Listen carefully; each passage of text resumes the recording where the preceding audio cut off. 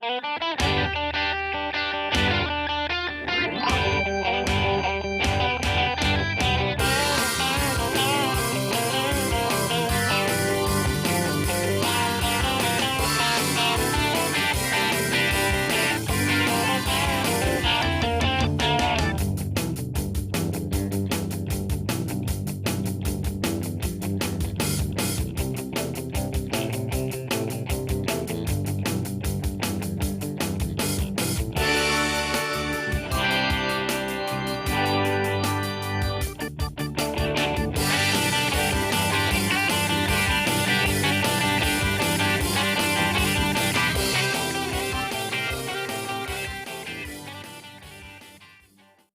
morning, everybody. You are tuned to Computers 2K now on the Nissan Communications Network. I'm Amnon, your host for the next couple of hours, along with Nick. Hey, good morning. Good morning. And Spence is here. Good morning. Good morning. Nick, you're lively for like not sleeping. What do you mean not sleeping? Yeah, you said you didn't go to sleep at all. Okay. Yeah, that's true. And Gal is here. Red Bull. Good morning. Good morning. Our number is 919-518-9773. Computers 2K Voice on Skype. And this morning show is made possible by vMix Software, Telestream's Wirecast software, and is sponsored by Tom Sinclair of Live Streaming Gear. A lot of T's in there. So, well, Nick didn't say he didn't go to sleep. I thought I heard him. No, he's lying. He said he did, but he didn't. Yeah, he said he went. All right, China, get out of my security camera. That's it. Oh man, did you like that story with Santa talking through the security cam? Did you see that? No, I did not see that. Oh yeah, it was made all. Well, I didn't say made all the news, but made a lot of news. Apparently, Amnon, do you remember what company it was? It wasn't Ring. It was another company, but whatever their indoor video camera, it shows a picture of a girl in her bedroom, and they go, "Hi, it's Santa," and the girl's like, "What? It's Santa. I'll be your friend." And it was a hacker talking through the camera. And that's pretty funny. I'll find the story. I don't know if that's funny. I think that's scary. Wow. I mean, It would have been funny if it wasn't so scary. Yeah. Yeah. Anyway, what else is happening? What else is happening? Hanging out. Xbox. Oh, yeah. A new Xbox is coming out. The Xbox Series X? Yeah, a terrible name. Microsoft has just dropped the ball on two Xboxes now. 360? 360 was fine. Then it was the Xbox One. Terrible name. Then it was the One X. Now it's the Xbox Series X. Yeah. But at least especially for the grandparents who are going to buy it eventually for their kids, for the grandkids, it is fully backward compatible with everything Xbox. It's not like a new platform. So, and it's got a large presence on streaming. Appears to be the way that they're going to go. Well, they're going to launch their own Microsoft's own streaming service. So correct. And this is the first one that's going to support it. Yeah. And they've already got a pretty large catalog through Xbox Game Pass where they do some of that stuff already. So, yeah, next generation of consoles ought to be rather interesting. Yeah. One thing it's pretty much just a PC. Yeah, that's part of the talk, which is interesting. It'll be interesting to see a game console that hackers can run Windows on. Yeah. It will be, yeah. Okay, I don't know what changed on Facebook, but they are not allowing me to get the session ID. If I go to the advanced settings, you've been flagged. I get a page of Facebook for developers. Get started. Was this document helpful? And there's no document. Yes. Oh, boy. Oh, I have to create a Facebook for developers account. Yeah, right. Uh-huh. All right. Oh, well. Anyway. Keep going. Let me just finish this. I got it from a different place. So this latest story, it was Ring. I wasn't sure if it was Ring camera, but the circumstances were a woman who works at night wanted to have a camera to pay attention to her daughter, 8-year-old daughters in Mississippi, and the girl heard noises coming from the room, went inside, and the hacker was pretending to be Santa. You can actually watch the video. They have captured the video from the camera and pretending to be Santa Claus. And so Ring produces the typical, well, we take our security very seriously statement. It happened in Georgia, Florida, and Texas. And in response, the company issued a statement acknowledging that they take security of our devices seriously.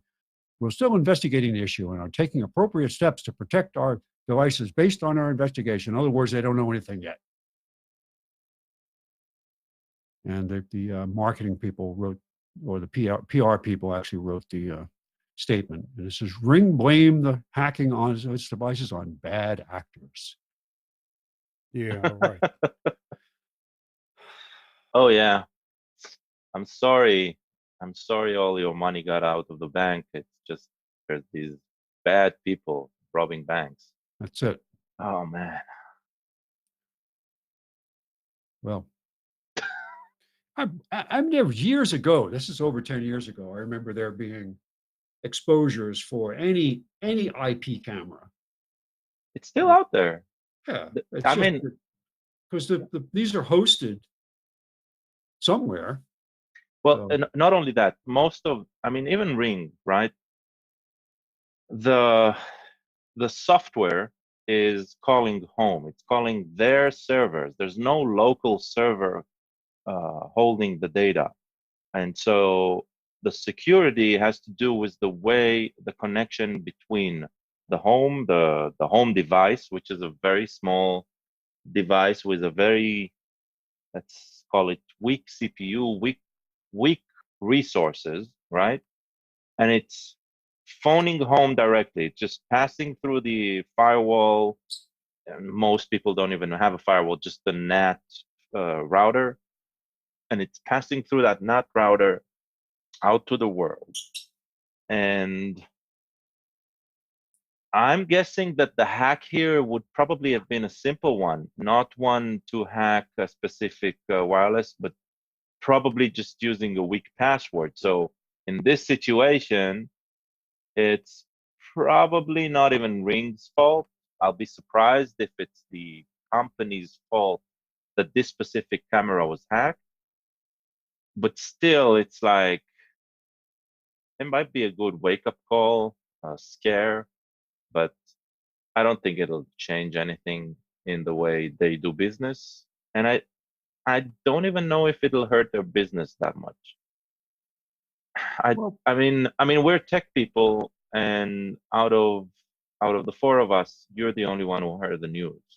So I don't know. There were a lot of negative comments about Ring in the last few weeks. Yeah. About people hacking into it, about Amazon providing information to law enforcement. About, there is a podcast now that shows there are two guys, I don't know where they are, and they are harassing Ring owners because they can hack into their camera and harass them online. Okay. They can find where you are by posts that you do to the community. They can find exactly where you are. I mean, if somebody wants to find where you are, they know exactly where there were a series of bad publicity articles about Ring. But you're right. I mean, people probably don't pay attention to it because they don't hear about it. They don't read about this. They use it. It's there. But then, look, there was a great story this week here locally that made national about the Ring catching the UPS driver going way out of his way to hide a big screen TV that he had to leave on the porch, and how he picked up some wreaths and put it on it, kind of like so if somebody from the street, I mean, so it goes both ways. Right, but here's the difference. Yeah. Here's the big difference. That news article that you talked about, that was specifically sponsored by Ring. Oh, right? yeah. Oh, And probably in cooperation with UPS. okay. Right? I did not Right. hear that. It was The fake fact news. that it gets to the news, Yeah. right? There's and it's good news. That is always part Interesting. of some marketing scheme. Interesting. Well, you And know, I mean, so that's Walmart does the same thing with their, random guy comes in and pays off $1,000 worth of layaway Christmas gifts. I mean, those are the best scams in the book. For $1,000, Walmart can get a news story, and for a couple $100, Ring can get a freaking national TV spot. And think about it. What does that do for Walmart shoppers who do use layaway? I'm going to go buy some more stuff at layaway. Maybe somebody will pay off my debt. There you go. Yeah.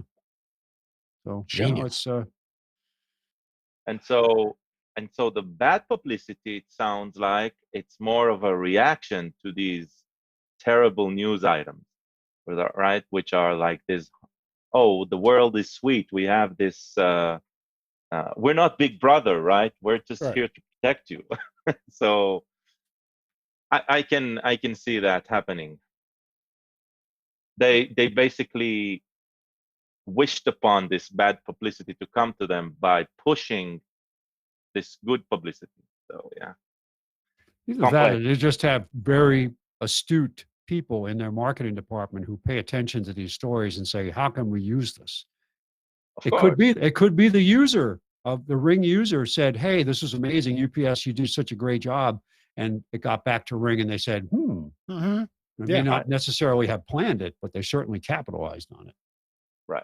I mean, why would somebody in a North Carolina local news station, right, would put something about something good that happened in an Arkansas neighborhood, right? True. So it's like that's where it starts to smell fishy. So, native ad. Yeah. Watch the local news in the morning, and they struggle to say anything. Seriously, I mean, they sometimes they get on a story and they cover like details like, I don't need to know this. Something happened. Here's what happened. Move on. But they get into, let's walk down the street. Here's the lawn out in front of the house across the street from where the burglary took place. Notice the grass. It's been fertilized. Oh, and over here, it's like, here's this person who lives down the road who knows nothing about this, but we're going to talk to them. So it's just, we had an incident in our neighborhood that it was really, it was one of those things where it didn't go out on Nextdoor. I didn't hear about it that way. I heard about it from a neighbor pulls up to me on the street on Wednesday and says, did you hear about the shooting? I said, shooting? What? Shooting? Amnon, I told you a little bit about this, right? Yeah. Yeah, well, it turns out that the story that I got from him was so convoluted from what really happened. It was still bad, but it did finally get on the news, but it wasn't until after the Apex police served a search warrant for the guy accused of actually discharging the weapon that it actually made the news. It happened Monday. And then we don't hear about it locally till Wednesday. And then it was yesterday that I finally saw the story because there's somebody who was in Chicago. I just saw this story on local WTVD News. What's the deal? It's your neighborhood. I'm like, really? But it should have been covered by local news. There should have been someone here, but there wasn't anybody here. But they're out chasing other bizarro stories that I could care less about, but real neighborhood news where a gun is discharged, somebody's in jail, somebody's car, the back window of somebody's car was blown out while they were driving down the street, and it's not on the news. Not a reporter story. It's just a small item that you may catch on their website. They're too busy with impeachment. That's it. Yep. That's it. Yep. Anyway. So talking about upgrading to Windows 10. There were a few articles this week about how you're going to get a full screen NAG, and I had a few questions from people. So what do I do when it goes when they stop supporting? I said it'll still work, but really you should think about upgrading. So I decided, okay, I got an SSD for my computer, my personal computer there, but I needed to do it on the weekend when I don't need to use it. So I said, okay, I've got the other machine, the one with the big screen that all it does is just monitors. It's got 8 SSH sessions, Windows on it, and that's all that's on it. It's not a powerful machine. It's not a lot of, it's a 80 gig drive, 4 gig of RAM. It's an older Pentium, I don't know what, but it doesn't need power. So I said, let me do this one first. If this doesn't come back or it screws up, no big deal. So I started it on Friday afternoon. I had a Windows 10 installation, stuck it in there. And sure enough, it came up, said, what do you want to do? I said, upgrade. And it went to do it. And I went to the living room, watched some TV, came back. Everything looks okay. It comes up. Everything is working. There was a little bit of tweaking to do when it comes to Windows frame. The border size and colors and things like that, but it was trivial. And then it said, why was that? What? Your card is analog still? The card? The graphics card is analog? It's VGA or something like that? It is VGA. Yeah, it's VGA. Oh, okay, that's why. Okay. That's why. Otherwise we don't deal with it anymore, right? Digital to digital, you don't need that. Well, anyway, don't let me stop your story. No, it's fine. and I had to do some things about it. Suddenly, the color of the title bar. I needed to know which Windows I'm on, because everything was white. So I figured out how to put color on to show which one.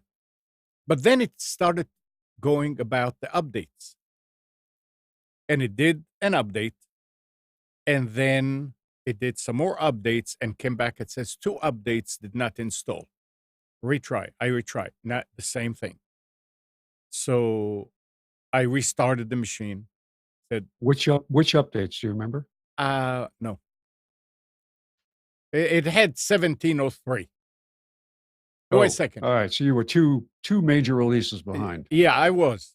Yeah. So it went ahead again, and it came back and said the same thing. So I said, okay, I need to get on that WSUS, the offline update. So I went and downloaded it and ran it, and it got to a point where it says update failed. What in the hell is going on? So I went ahead and I removed the updates that it installed on Friday by date. But let's start from scratch. So I did it, and I said, okay, now go ahead and update with the WSUS.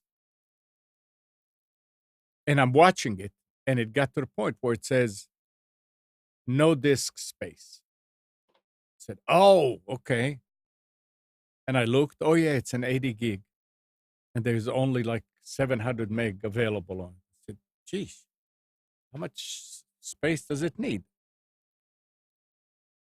I went ahead and removed some, uninstalled, like there was an old Office on it. I don't need it. I took it out.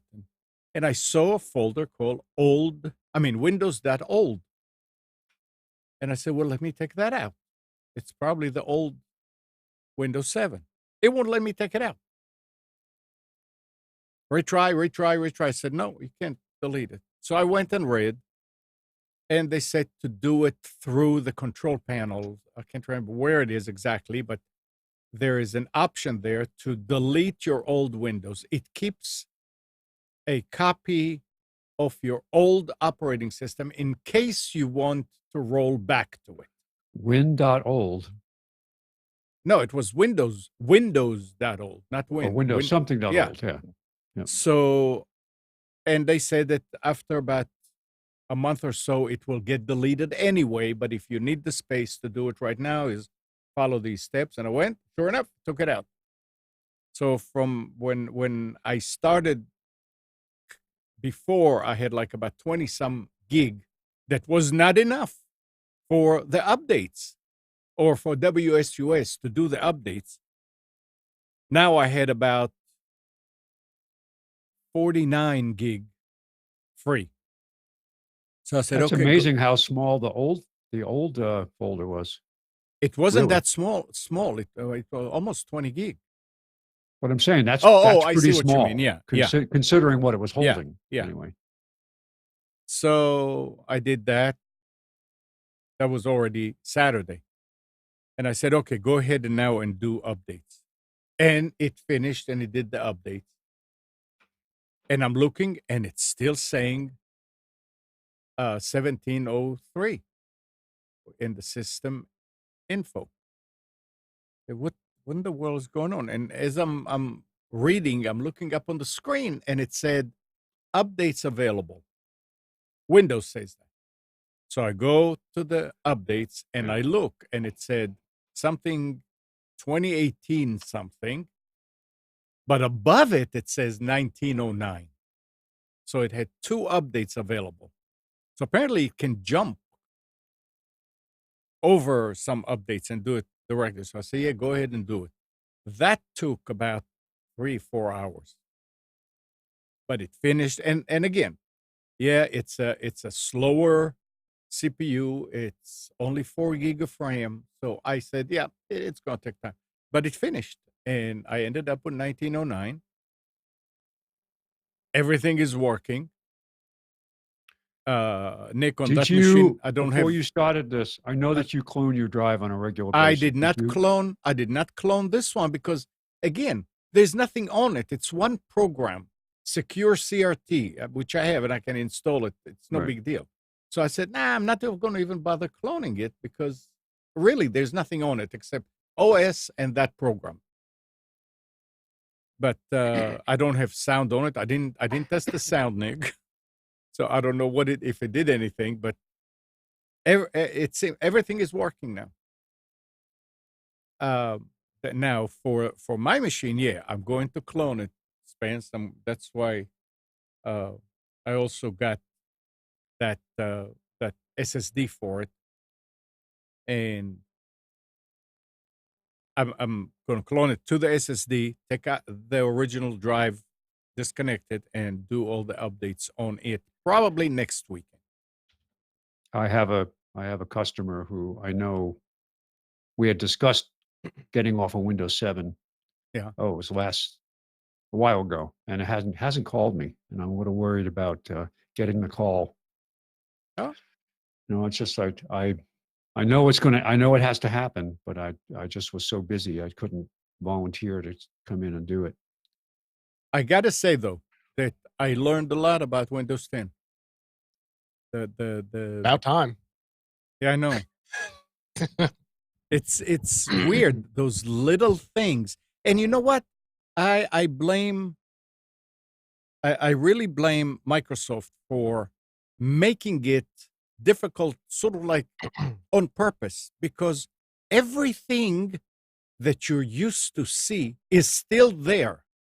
Now, if you go to settings and to system, it shows something completely different. Nothing like Windows 7 or Windows XP or any. But you can find the old settings. But that's the thing. If you just type up there, control panel, and you click on it, there it is. So why don't you make that available? Because most users don't need to use. I understand most users don't need to use anything that it's in the control panel. No, they do. I mean, if you need to connect, for example, if you need to connect a printer to your computer, that's something that a regular user does. Yeah. Would you agree? Yeah, absolutely. Okay, well, now I prefer to add my printers from devices and printers inside of the control panel. Only because you're used to it. Because you have a little more control. Right. But inside of the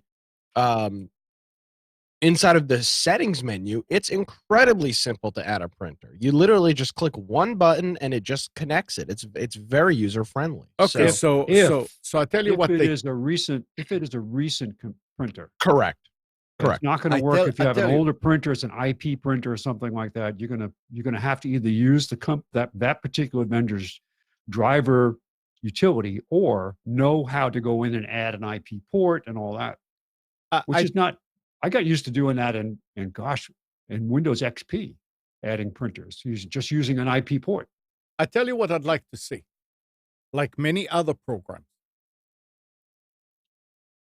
add advanced users or basic user, advanced settings or basic settings.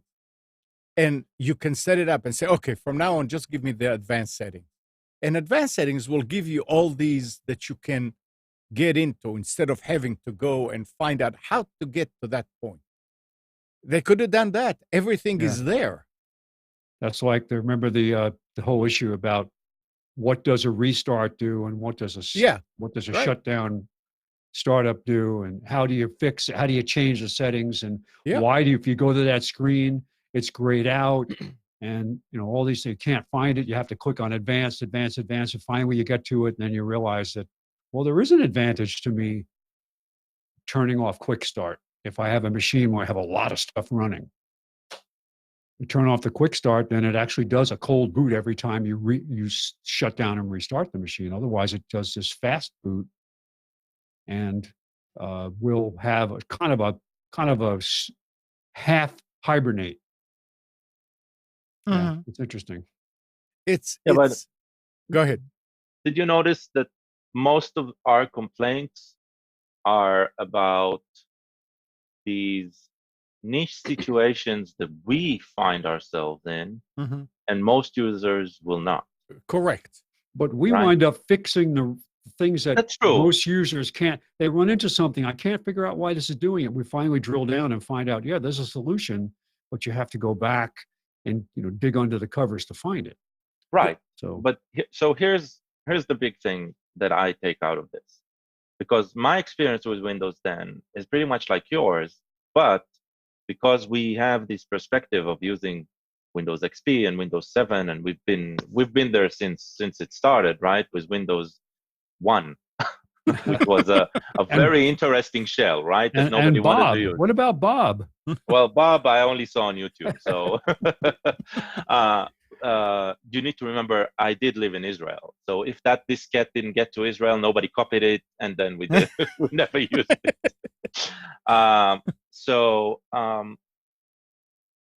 Windows 10 is pretty spot on in dealing with its own issues, right? And it usually handles everything behind the scenes. We usually are impatient because we notice it's broken and we want to fix it immediately, and we start researching how, but most users won't even need to deal with that. Windows is less prone to crash and burn and and lock out the person completely outside of it anymore.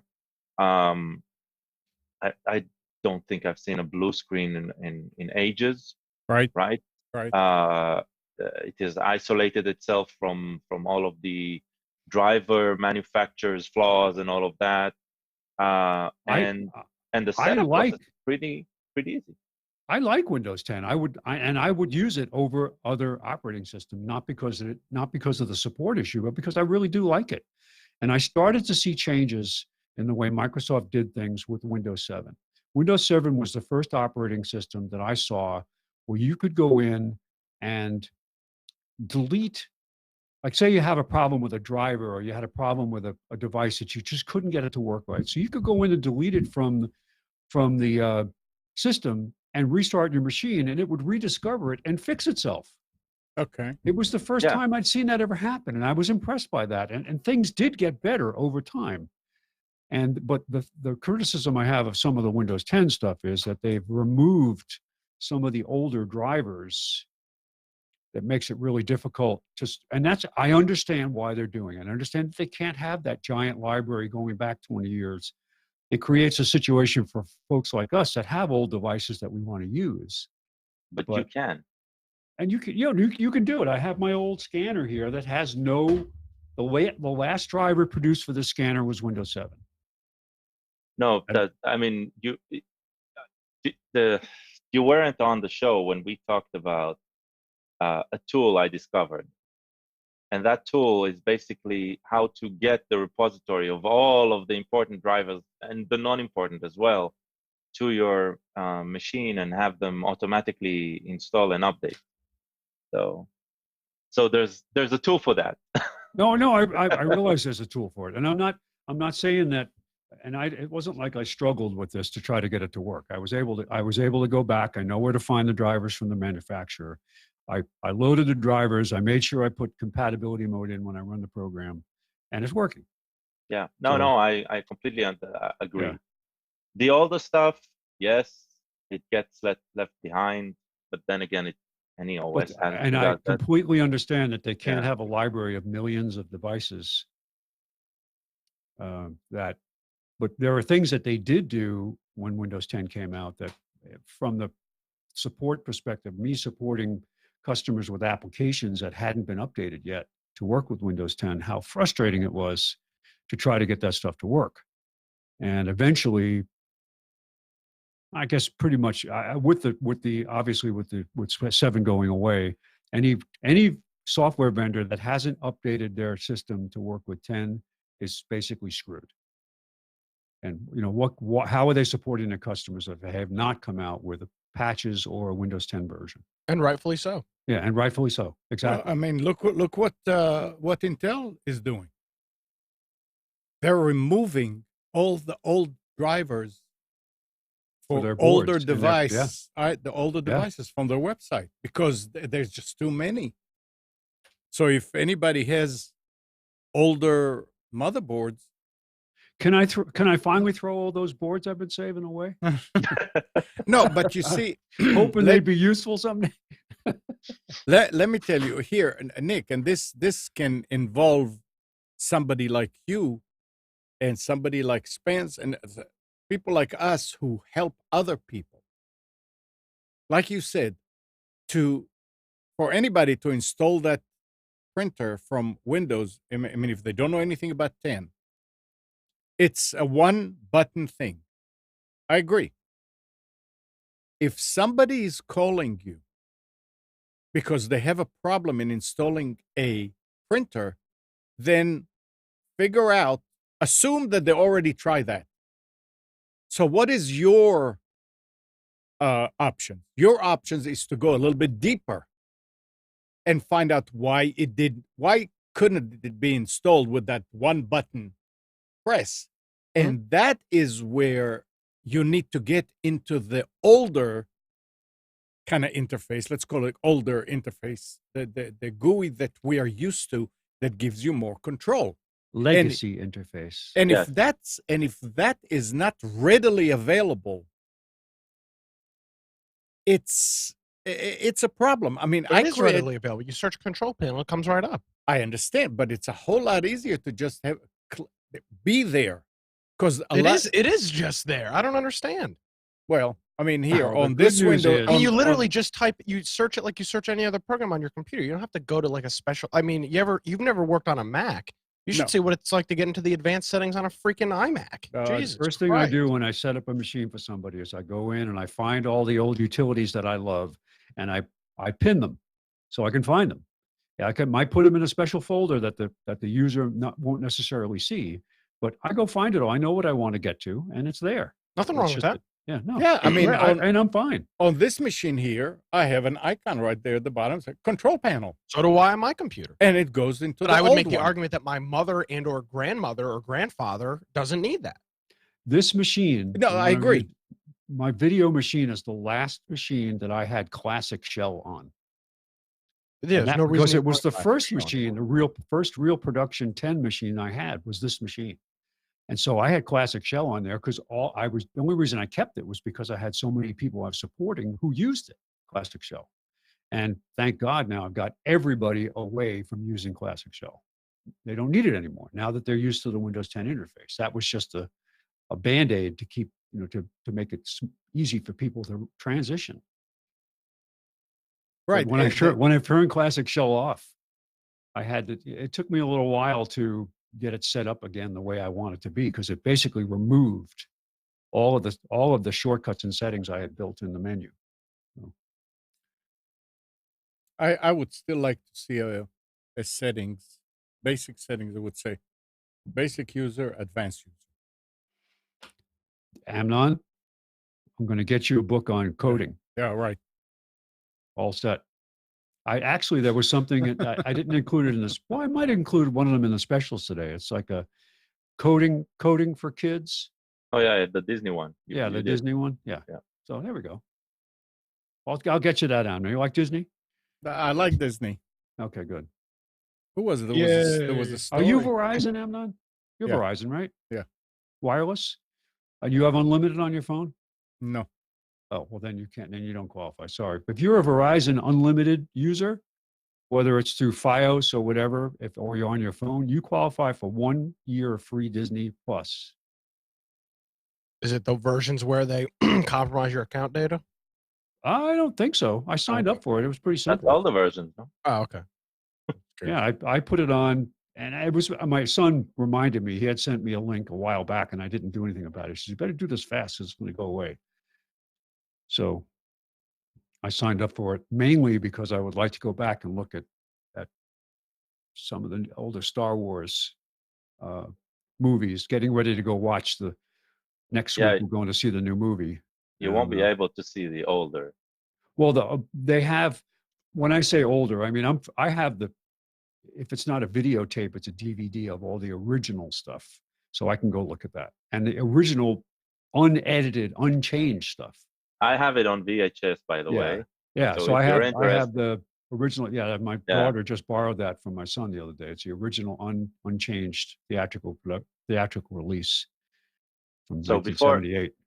Before you do that, search the web there's 2 projects. One called Despecialized Edition, and the other is called 4K 77, I think, right? That's the year Star Wars was out. So both of them are projects to create Blu-ray level or 4K level renditions of the original prints. Isn't that amazing? It is awesome. Yes. It is amazing. Yes. And the 4K project is really impressive because what they did with the original one was the specialized edition, and these are fans. They are not they're not in it for the money. The renditions themselves are available free. They're sort of protected by fair use because they claim as long as you have a copy of the movie legally, then it should be okay to also download these versions. That's the loophole they're using. And what they did is the 4K version is they got an original cinema print, and they copied it over and cleaned it frame by frame. Wow. Yeah. Wow. Pretty 35 pretty millimeter, amazing. 35 millimeter print or a. I think that the largest they could find. I don't remember 70 the format. millimeter, but where would you find a projector to Yeah, or so that's the it'd be thing. tough. It's like the people who did it, they are working in the movie industry. Oh, so But they they're had doing access it, to the yeah, but they're doing it for themselves. So it's pretty Amazing. impressive.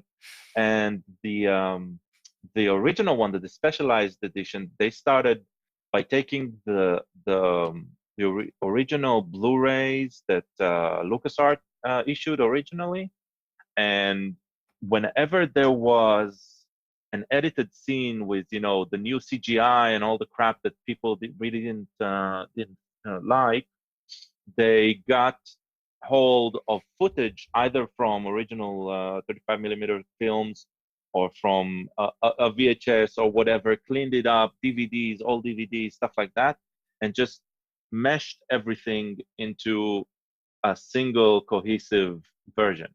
And so these two projects are really impressive. And there's, of course, Return of the Empire and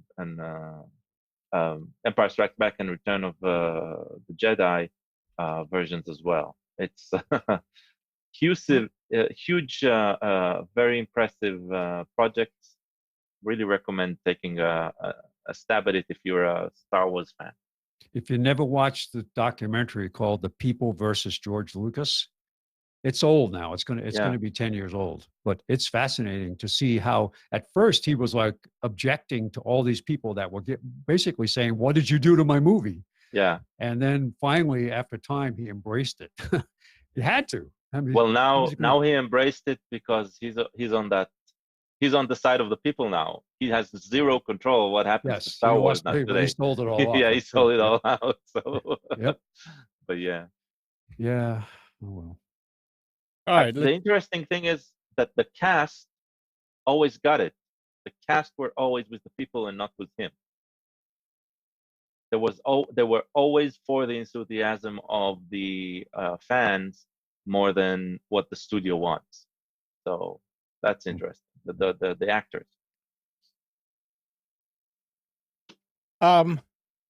Let's go back to Windows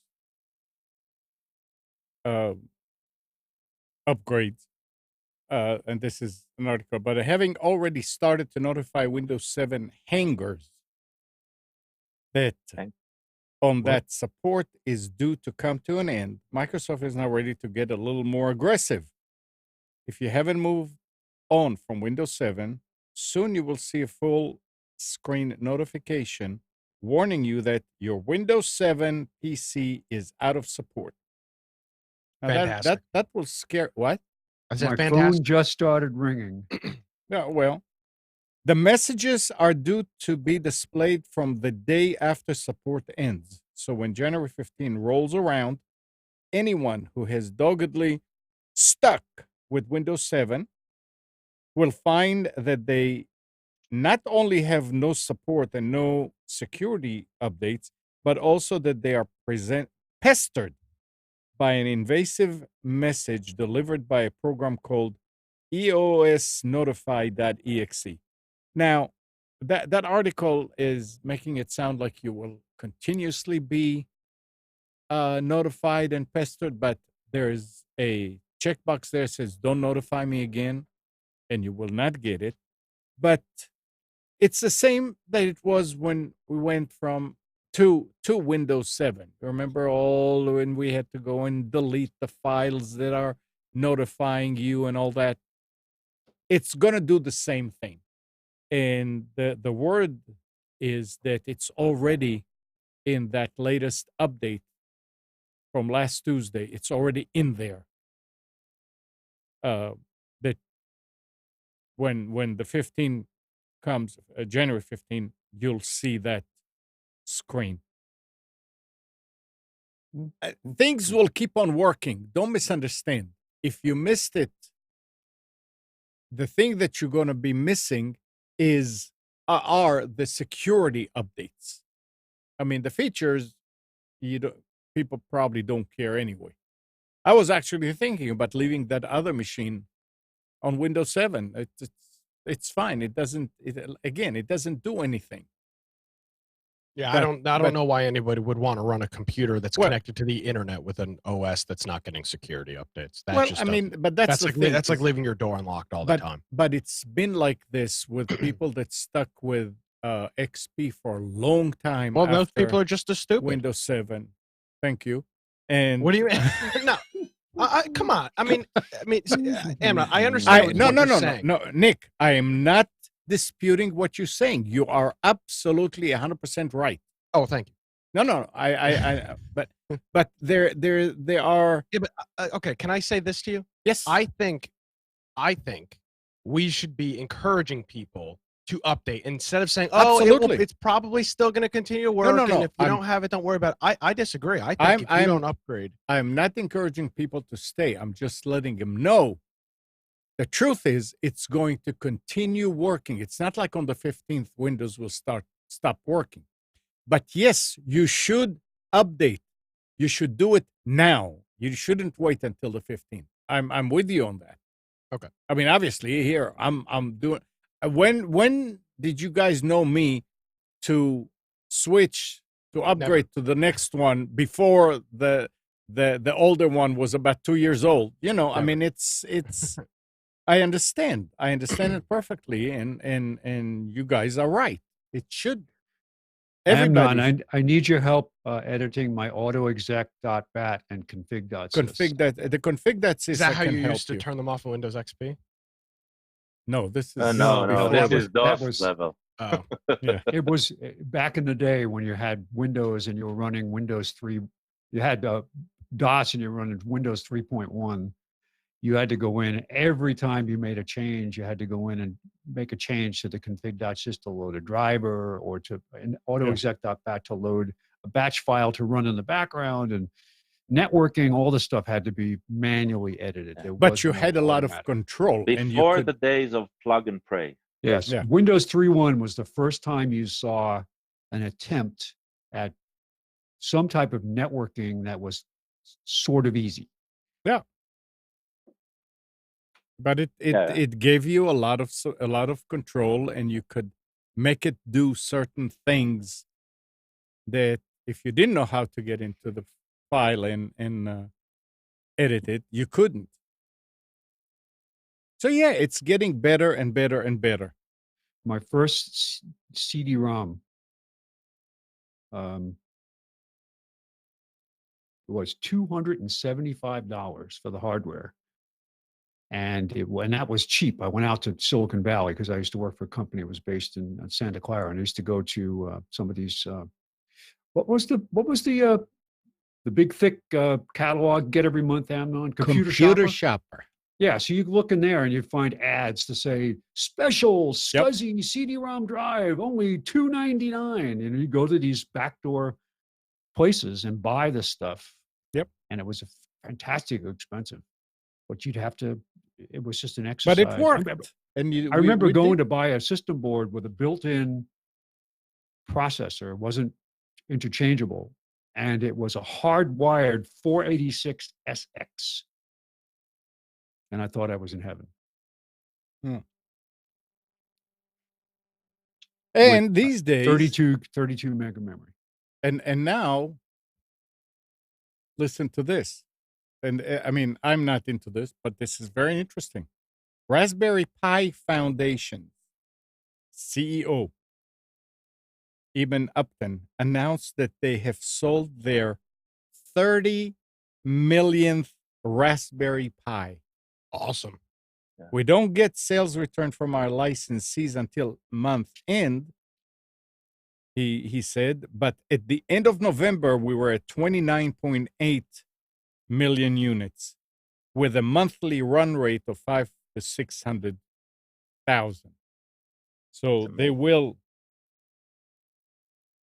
This is amazing. And I wish I had the time to fool with these things and play with them because it's fun. Everybody is saying how much fun it is. I know. I'll give you a project. Yeah. That Windows 10 machine that you just up that Windows 7. Yeah, run it on one of them. Just replace it with a Raspberry Pi and have those SSH to display there. Yeah. I'm sure it'll work. I've got a Oh, project it'll work. too. Yeah, You could no. install Windows XP on a Raspberry Pi. That would be a cool project. Yeah, it's possible. Why? That's a completely different discussion. Cool project. Yeah. That's the thing. It's not. That's like. That's like taking a really old and shitty car, not like, like a Ford Mustang or something that was at least sexy at the time, right? Just taking some, I don't know, some crappy old Fiat 127 and restoring it. Hey, there's nothing crappy about it. No, I mean, by today's standard, by a cheap old car, right? Yeah. The effort that it will require. I'm not talking about a VW bug that had some appeal, had some sort of, the history around it is interesting, but it's like, that's what I mean. Okay, fine. So you're saying that if I found an old Toyota Corolla like 1995, it Nah, would be that's too exciting to new. restore it? Exactly. You got me. You got what I mean.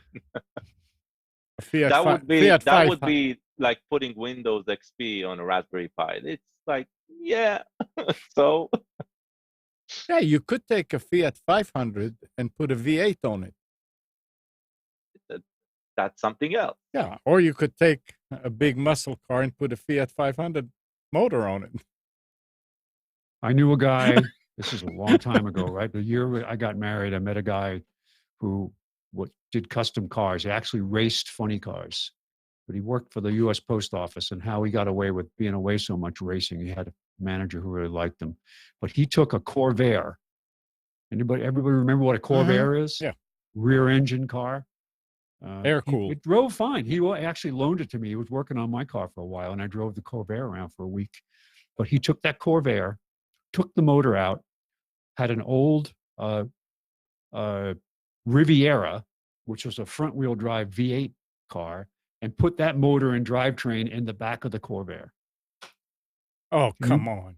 Can you imagine, Amnon? I can imagine. Unbelievable. And then he put a plexiglass cover over it and lit it up underneath the back there as a show car. It was absolutely incredible. This guy just did all this stuff in his garage. What year was that? Oh, the Corvair was like a 65. No, what year did you? Oh, when was that? 1977, 78? Wow. Something like that. Yeah. He would buy cars. He would get cars. He would just, he was a letter carrier. So he would see cars sitting. Hey, I'll give you $50 for that car. And he'd buy the car, he'd paint it, and then he'd sell it for $1,000. He just made money that way. It was brilliant. But I digress. All right. Are you ready to do the special? I am. But first, I need to talk about our How to Be an Online Success in 2020 conference that's coming up. We want to sell as many early reservations as possible. So it's only $22,000 to go to our conference, and it's in Chengdu, Sichuan, in China. We start. Can I book anybody now? Anybody want to call in with their credit card? That's a big no. If they call in, they get a free upgrade to Windows 10. That's it. And the early bird registration, you save $1. So book now. I'm thinking I just happened to stumble across this Holiday Inn ad for this Holiday Inn. You get a bottle of China. I said, oh, this is a good idea. You get a bottle of Szechuan sauce with it. That's it. You get that, and you get a free map of the area. Okay. Wander around. So actually, it looks pretty nice. The hotel. When are we going over, Amnon, to do the pre-trip checkout?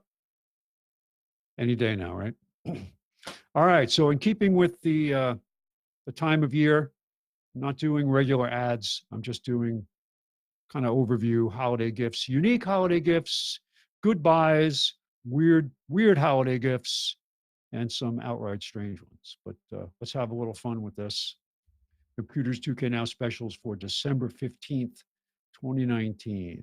And we are looking at a 10 terabyte Western Digital Elements desktop hard drive. 10 terabytes. 160. How is that for price, Gal? 160. That's Best Buy. That's the best price for this hard drive. They've done this sale times again, but that's the best price for this hard drive. And the drive in it is a very good drive. So it's called shucking. If you're planning on shucking the drive inside, it's a good drive. I have 6 of these actually. Wow. 3 here and 3 in a remote site. And they are regular interface, SATA interface? They're regular SATA. Wow. They're pretty good. But obviously, if you shuck the drive, you lose the warranty. So keep that in mind. Right. Yeah, but with buying a warranty drive will probably cost you twice that. So it might be a good decision. So just be aware of what you're doing. I just don't have an application for a drive that big yet. No. So the biggest drive I have is I'm a firm believer in the biggest they are, the harder they fall. They fall. Yeah, the harder they fail. So that's why I have 6, because I have them in an array and I have them duplicated away. Mm-hmm. Yeah. But the moment you need the large storage, these are pretty well. They actually came out this year with 12 terabyte drives. I think the sale price was 180. So every year they come with So there are larger ones, but more expensive. You say this is a pretty good drive. Is it a red? Is it a black? Is it a what? Crap! If Whatever I remember. I know they have. I never remember. Yeah, I think somebody opened them and said that it was a red. I opened them. I just don't remember what. Yeah. I didn't take. Maybe I'll find the. I think I photographed the internals before I closed, so I might have that detail. Oh, that's cool. Thanks. Yeah. Okay, so that's available from Best Buy. You'll have to find the link yourself. I didn't add the link. Some of these have the link, some of them don't.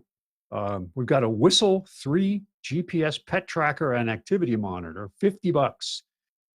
Now, this could come in handy if you're a pet lover and you are worried that your pet can get out, right? This would be a good way to figure out where they go. But activity monitor, it's like, well, that part I'm not sure of. I'm sure it's because of the technology you can easily do it. It lets you know if they're crapping or peeing or laying down. How many breaths per second? What's their heart barking? Did they burp? Oh, yeah, okay.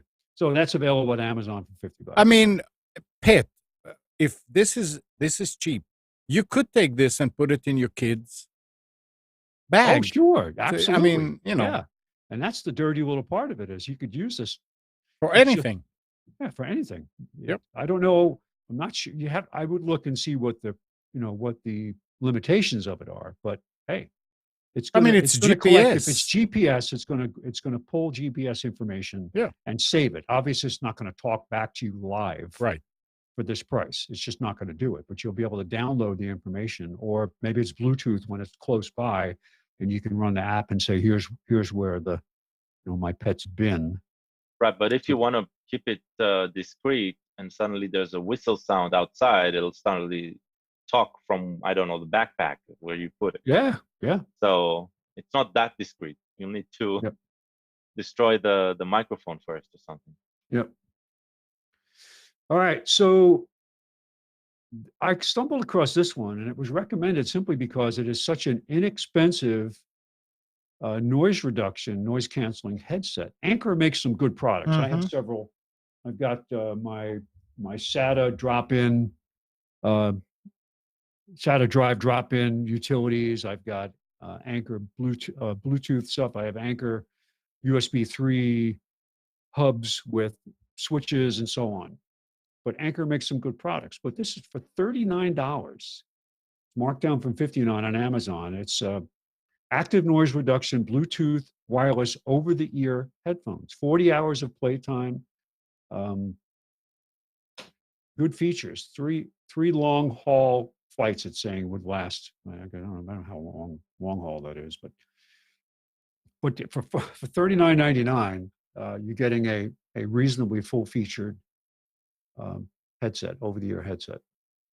And the best thing about Anchor, more than their product, is their service. They have good excellent. support. Yes, they do Yeah. have good support. They I they had a answer problem. quickly. They help. They replace. They're fantastic. I have the Anchor, and I can't pick it up to show it here, but I have the Anchor SATA caddies, and I use them for cloning drives. I have two of them, and I have them hooked up. You can either hook them up through USB 3, or you can hook them up through eSATA. And either way, it's great utility. But I had a problem with one of them on the LED indication, what it was telling me, and it turned out it was a bad device, and they replaced it. But they were great. They responded right away. It's, oh yeah, that's not normal. Let's see what we can find out. And it was good support. Yep. Okay. From Amazon, there's something called Tile Essentials. Now, Tile's been out for a while. Tile has a lot of different products for tracking, for finding devices, for tracking devices. The first one I ever had was to find my keys, because I'd constantly lose my keys. But they've got all kinds of bundles out there. They've got all kinds of different products now. But they do have what's called the Tile Essentials 2020 bundle from Amazon for $50. It's just $20 off. It comes with one mate, one slim, 2 stickers, and of course the app. All right, so if you're into graphics and you are looking to buy a drawing tablet, which for a lot of people is an essential thing, at Amazon, they've got something called the Huron 1060 Plus drawing tablet. Normally $67, it's on sale for $50. It's got, it comes with the stylus, so you don't have to buy a separate stylus. Nice device if you, like I said, if you're into graphics, you're into Photoshop editing, you're into whatever you need to do to, it's a really good entry-level product. If anybody's into fitness trackers, an alert came out this past week about low-cost fitness trackers. There's a lot of inexpensive ones out there on Amazon. You go and you can find 20 different kinds. They said, watch out, because these do not have very good records for security. If you do have the money to buy a fitness tracker, I recommend that you get something like a Garmin or a Fitbit, because they just have really good support. They have good software. They have a good life cycle. But they do have the Fitbit Charge 3 activity tracker for $118. Now, this, when I looked, the original thing that pointed me to this ad was it was a little cheaper than this. I think it was actually $99 or $109, something like that. But you're still saving 21% over the list price of $149. And if you belong to Sam's Club or Costco or something like that, I'd look there too, because they always have good kiosks set up with these special offers in the store. But Fitbit, good stuff. I load the app on your phone, do tracking. They've added more things now. The new ones are water resistant or waterproof. I don't think waterproof's a name that they use anymore, but they are water resistant. I have one. It's an older one that I repurposed. Unfortunately, though, when I work, I can't wear it because I'll destroy it. It does not have a really good, at least the one I have doesn't have a really good. I tried to buy a special case for it, and it really wasn't. So it's waterproof, but not work-proof. It's not boob-proof, idiot-proof, like me. When I work, I've actually torn wristwatches off my hand and broken the straps. I have to be careful. So I don't wear an expensive watch to work, because I literally will destroy it. I know they do have, like carpenters and plumbers, wristbands for certain watches that have like a leather snap cover that will cover the watch up, but that just isn't convenient for me. So, all right, moving on. The Satechi aluminum desktop smartphone charging stand, which I like this from a design perspective. This is a cool looking device. Now, this will work with any iPhone 7 or better, 7, 8, X, 10. So it's didn't say anything about 11, but for $12.99, this is a stand that actually can be used as for displaying at the same time while charging. It's $12.99 at Amazon, basically 48% off. And Amnon, this is what I'm getting you for Hanukkah: the one-wheel pint electric skateboard. And I'm expecting that it'll take you about a week to start doing some nifty tricks on it, right?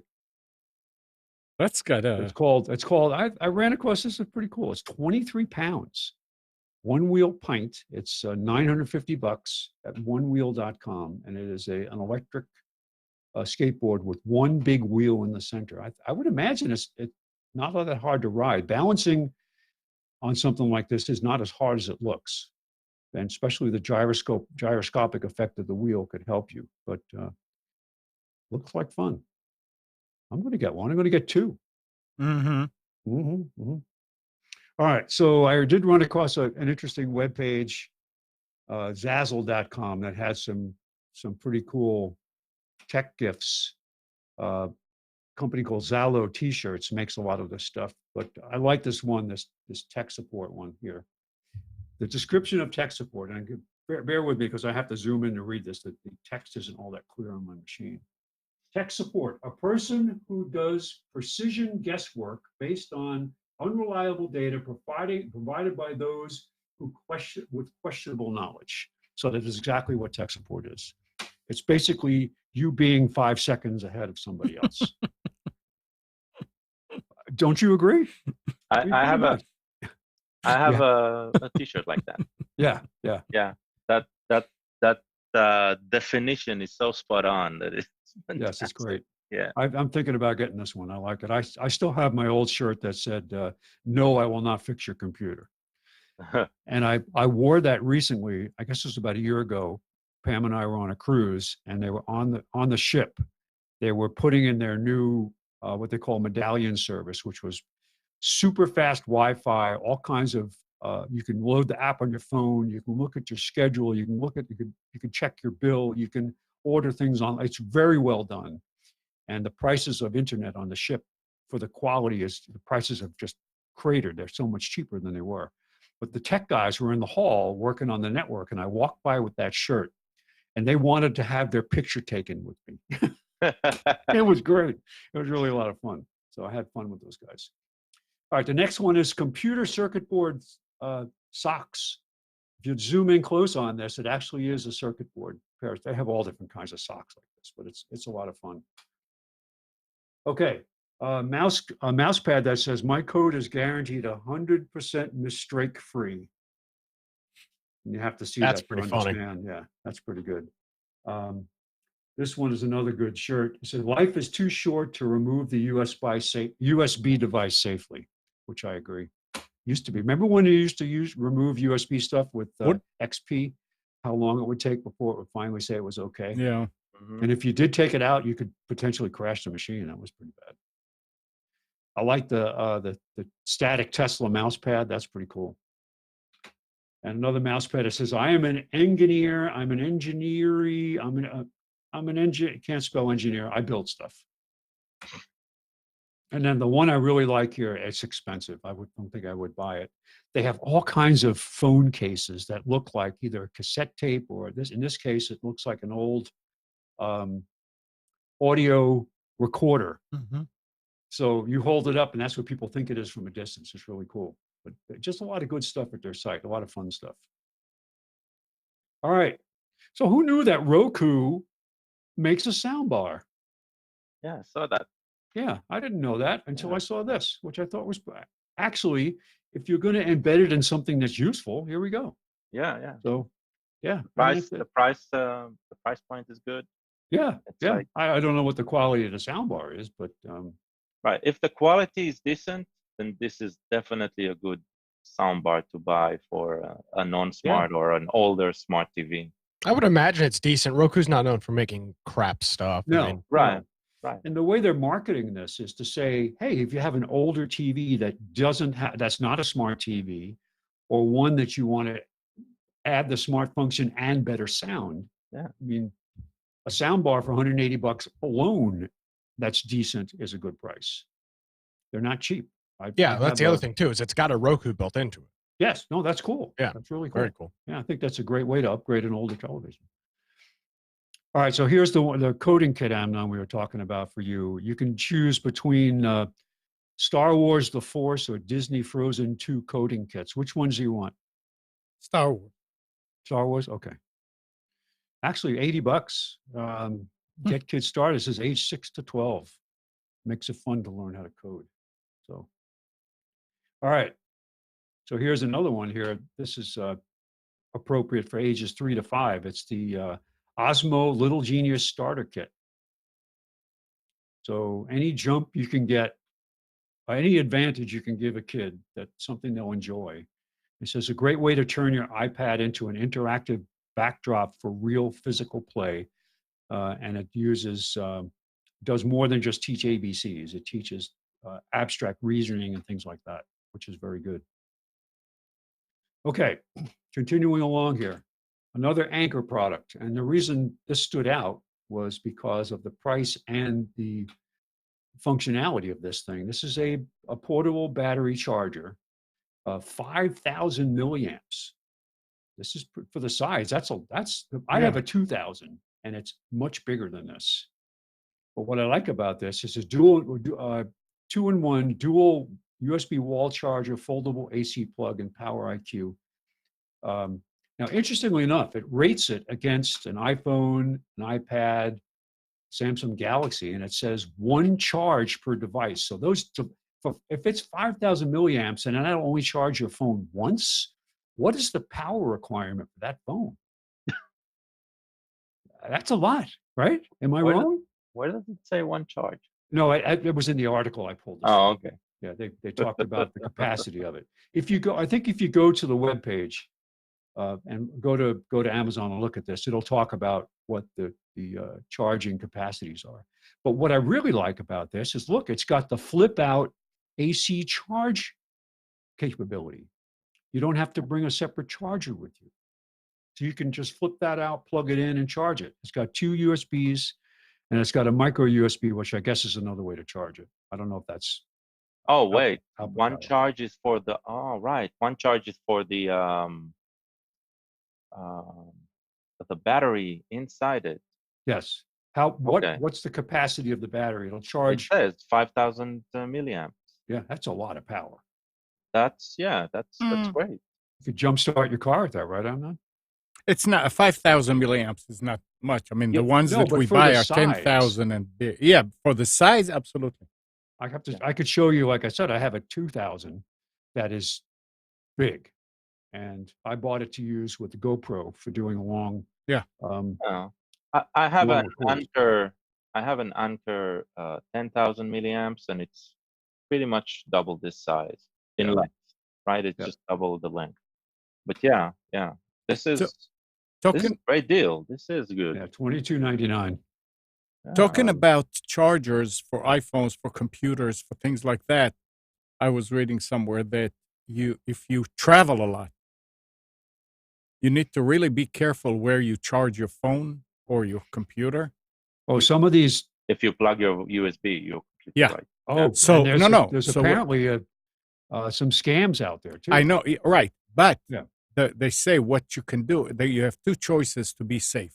One, bring your own charger and plug it into 110 and charge, or buy a charging only cable. They actually have USB that it's not going to do anything except charge. You're not going to be able to sync with it or anything. It's only for charging. Yes, and that's a good idea. So they can't communicate with the phone. Correct. Yeah, right. That's a really good idea. Keep in mind, and I'm taking hacking aside, but keep in mind that you're usually protected from a random PC, right? If you just plug into it, because the phone will require certain permissions to transfer data to there. Mm-hmm. I'm sure it can be hacked, right? I'm not saying it's safe. Well, there's cords. There are cords out there that are suspect now as having built-in intelligence that can hack. Probably, maybe. Yeah. So I became aware of this Nest product for the first time today. That there's a new, and I can't say the name ECHO because that's the trigger word I have from my device. So don't say anything. It's not playing in my room, so don't try to say it. Yeah, no, I noticed YouTube channels that discuss home automation and stuff. When they say the name, they in editing they drop the volume while they say it, so it doesn't trigger. Yeah. so it doesn't trigger. Yeah. So here is a. I can say Alexa because it's not going to affect. Oh, but it's Oh, come on. I see. I care, but only about me. Plug in mini speaker with ALEXA, and it's kind of like it looks like it's interesting because it's just a flip out prong, and you plug it in and you move it around, and it's $19. It's got a speaker built in. It will play in full response, and they also have add-on stuff. There is a nightlight that you can buy from a third party that will plug into this, so it becomes also a nightlight. And that's for the A word. That's okay. Yeah. And I know you're a fan of the Logitech Harmony. I have. Well, I don't here is the they consider this to be their entry level. It's not the person who wrote this review really likes the Harmony Companion. This is the Harmony, like the base version with hub for $50. Yeah, at Best Buy, which is good. I know they do a good job. I have no need for this device anymore, but if I did, I would start out with this probably. Normally it's $65 to $70 alone, and it comes with the bundle is $50 for the. What did you say about it, Gal? So the price is good. The way to use this thing is, as you can see, the remote that comes with it looks pretty bland. The reason is the remote is not the only way to control, and the main use, you probably use it to control it via an Android or iPhone device, and you can program it to do whatever you want. So if you want to do some automation based on infrared or Wi-Fi or Bluetooth, then this is a pretty good kit to start with. So, yeah. Yeah, it doesn't have the LCD, little LCD screen or anything. Yeah, they're not as exciting as they used to be, but they used to be the forefront of automation because automation would have been based on infrared. And with the base here, the base is the part that's going to control infrared and all that. The base can also do Wi-Fi stuff. Let's say connect to your Nest thermostat, for example, or something like that, right? So it's I had built a Windows Home Media Center PC at one point with the dedicated OS, and I had all this stuff all hooked up. I had the infrared remote remote receiver, transmitter, and all that stuff set up. Yeah. And eventually I just got to the point where it was so frustrating to keep it working. Yeah. I was never happy with the promise of the Windows Home server. Oh yeah, no. And backing up, I went through that whole. What was it? A Samba client you had to load or some crazy thing? Whatever it wasn't. It wasn't easy at all. The client that you put on your PC to back up to the home server. Probably. Oh, I know I so much skipped time. I know I skipped that. I do know a lot of people who ran the original Xbox Media Center, the XBMC, which later became Kodi, right? When they ran it on an Xbox, on an old Xbox. So, yeah. Now, this next thing, this is actually pretty cool. If you know somebody who cannot wake up to an alarm clock, right? Because they just will turn it off or whatever. This is an alarm clock on wheels that will go off and will run around the room to make you get up and chase it. Literally. What a great idea, right? Yeah. There used to be I'm trying to remember if I saw it I think we bought it to a friend. Some Chinese shop would sell. It would be an alarm clock, a stationary one, but it would have a small helicopter on the top of it. The type where They used to sell those where you pull like a wire and then they start spinning. Something very simple, not. And so when the alarm set off, then it would pull that mechanism, and the helicopter would just go anywhere in the room. And until you place the helicopter on top of it back into its docking station, the alarm won't stop. So this was another version of this idea. A lot of them got broken, I'll bet you. Yeah. Smashed. Yeah, what a cool idea. Shit. Yeah, the one, this actually is better because you need to chase it. It's not stationary. Yeah. So I could just imagine, I would love to have a camera in a room watching people have to get up and try to chase this thing. That would be so much fun. Well, let's search YouTube. I'm sure it's, you're right. I'm sure it's there. And finally, the product of the day here. Who doesn't want a lunicycle? It is like a unicycle, except it uses, I'm not even really sure if it's the same concept. It's just the way they mount the pedals is different. Now, does it make it easier to ride? I don't know. I think it makes it stabler. The center of mass is lower. And so I think you're right. I think it's going to be more stable. It's lower to the ground. You're not actually sitting on anything. Yeah. So that would probably make it easier. I know I've tried unicycles before, and that was always the hardest part, was balancing while sitting on something. That's what makes hoverboard so much easier, or skateboard easier. You're not sitting on top of something at the same time. That would be really hard. And I like it that you can't rub your calf into the tire. Yeah. So I think what we should do is all get these, and we need to film a public service commercial riding around Raleigh. Yeah. Riding these things. What do you think? Next. No, that's $129. I mean, if the price was a bit lower, I would have ordered one now. My father has been, since I remember myself, he's been fascinated by the idea of improved walking machines, and this, like, a way of extending the walking distance but not replacing walking completely. And this looks like a step in the right direction. Yeah. And this is urban friendly.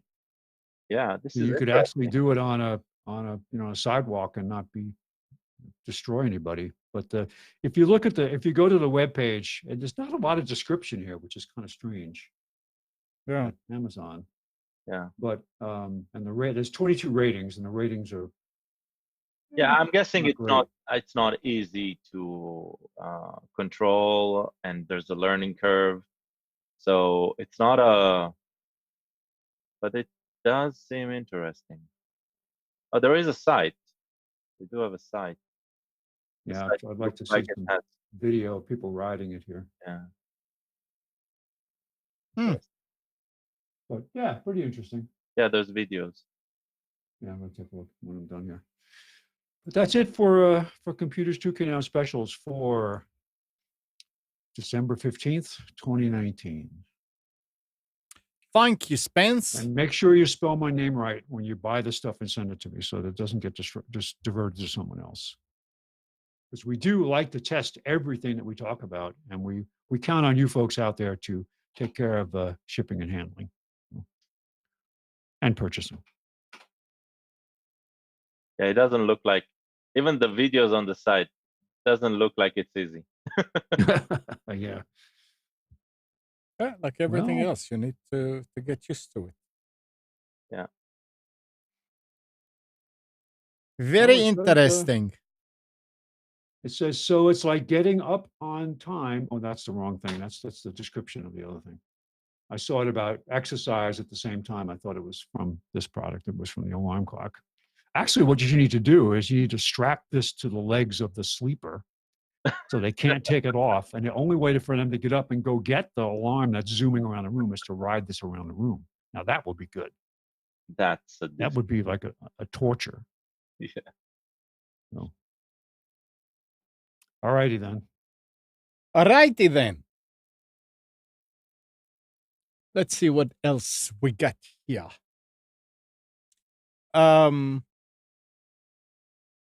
This is kind of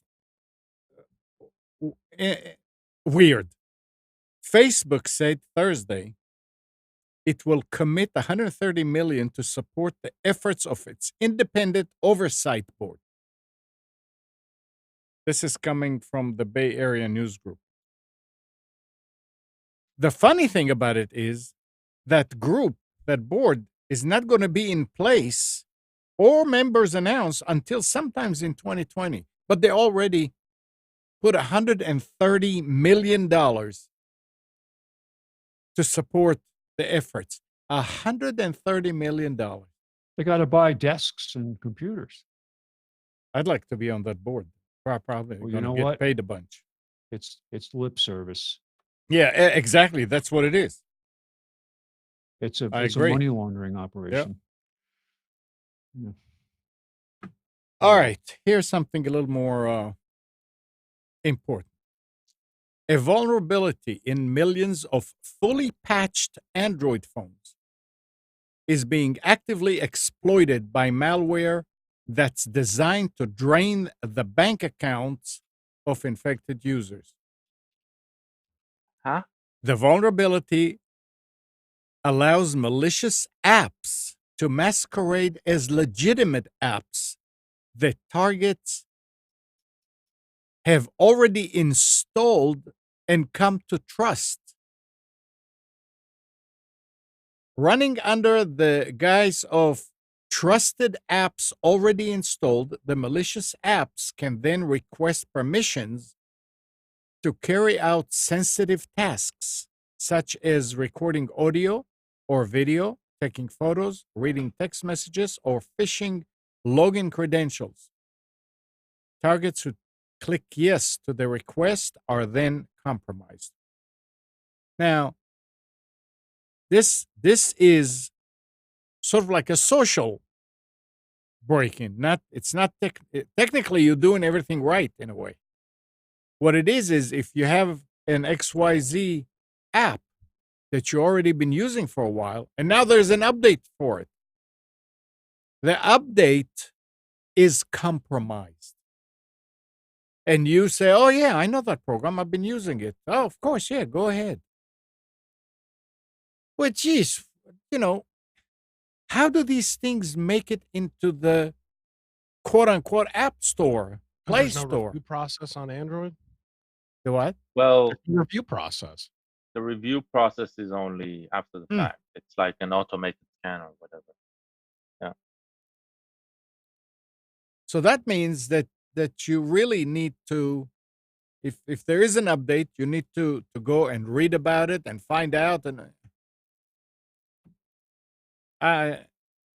I'm reading. I think you're reading it from Ars Technica. Yes. Or yeah. Yes.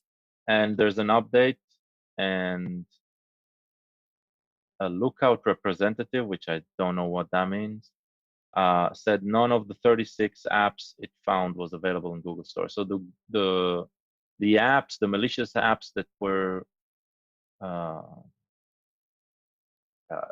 infiltrating, that were using this vulnerability, are no longer there. Doesn't mean that there's no other.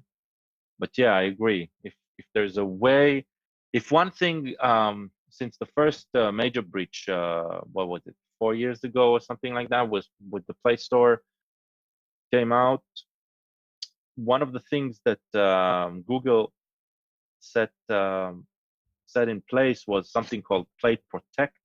That's how it's called today. And the whole idea of that is that the developers are signing a certificate that was previously established with Google Play. So usually your bank apps and stuff like that, they will be signed by this Play Protect. And this, I need to read about this task affinity, because what I don't know is whether those are vulnerable as well. So in any way, if you're using Android and you're using some secure application, take a look and make sure that that secure application is using Play Protect. It's usually marked by some sort of a shield, and it says, I'll try to find it and I'll show on screen. Okay, yeah, but the point here is that here it is, something that you're used to, and you've been using it for years, and now, bam, it comes in and it can get you. And the only one who can be blamed for that, I mean, really, the first is the Play Store, the App Store, Definitely. for letting something like this get in.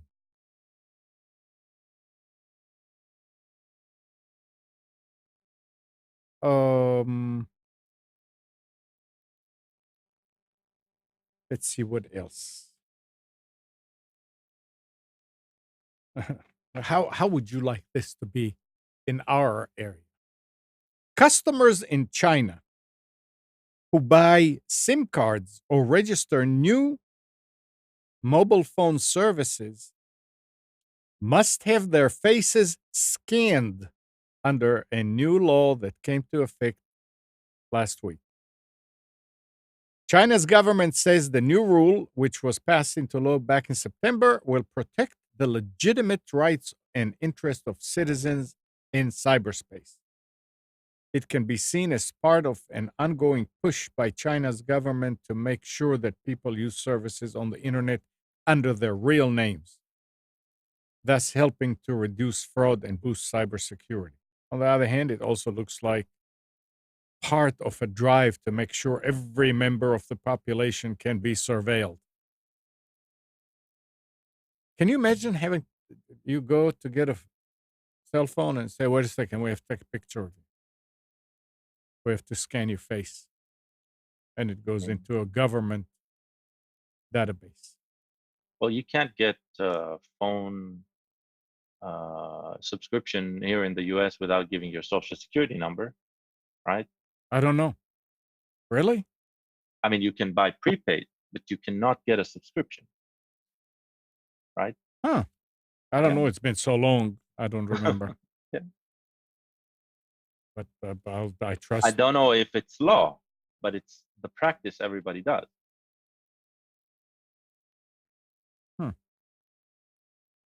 Interesting. So, which phone do you have, Gal? One Cell phone. OnePlus 6. Spence, what do you have? Step away, but I think he has an iPhone. Nick, you have an iPhone, right? I have an iPhone and an Android, yeah. So listen to that fact here. According to a new report from research firm NPD, less than 10% of Americans are actually spending $1,000 or more on a smartphone. Makes sense. Okay. I don't necessarily know I believe that number, but that's all right. So the ones that cost more than 1,000, I mean, Well, yeah. So I'd be very curious as to what was the name? What was the stat again? 10%. 1,000 Americans are people that buy smartphones. Less than 10%. 10% of Americans the smartphones that are bought are less. The people don't spend $1,000. Right. But if they get them bundled with some, then they don't spend the $1,000. That's true. They still get the phone. Yeah, that number seems low. That number seems low. Why? Most people who have iPhone that I know did not buy the iPhone. They're just bundled in some sort of subscription. Oh, well, I see. Yeah, that's a good point that Gal just brought up. Because his new Buy It Forever iPhone plan is $10 or like $25 a month. And you always get the most updated phone. Because I'm just thinking about it. Apple sells hundreds of thousands of these phones on launch. Yeah, but they don't sell them full price. Well, not to everybody. Yeah, no, a lot of people do the subscriptions. Yeah, that's interesting. I always buy my phones outright if I can. It's how I prefer to do it. No, me too. Yeah, That's no the joking. main that's the main reason I stick with the low end of the price range in Android as well. I mean, I've had the 8 Plus now for, when did the 8 come out? 3 years ago, 2.5 years ago. I mean, I spent probably $1,100 on it, but I'd say for a phone that you use every day, it's not a bad ROI.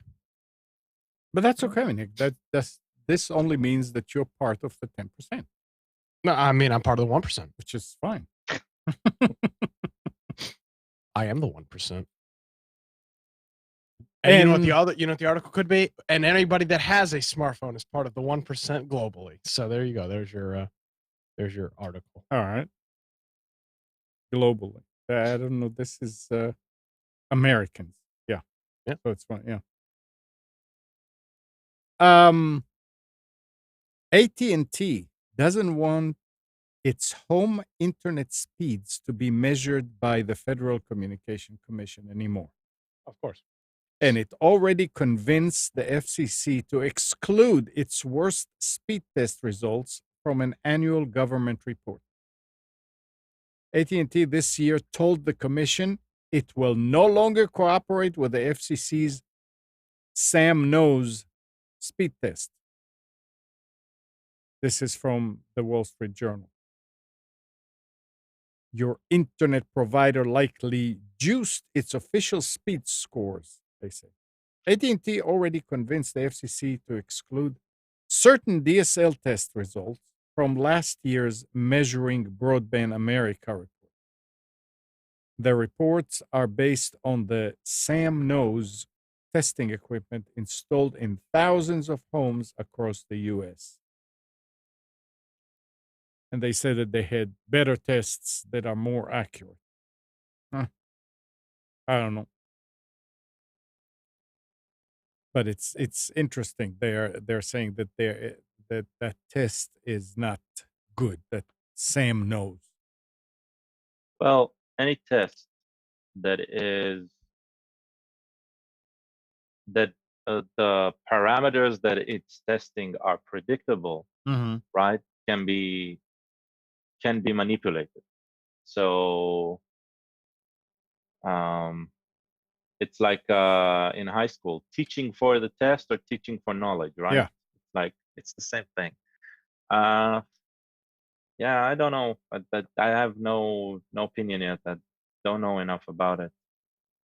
Well, I don't know how the inner workings are, so need to research. I haven't heard about. I didn't know about this Sam Knows thing though. yeah, I never heard of that, and I guess it's something that's in their modem router. I have no idea. Sam Knows.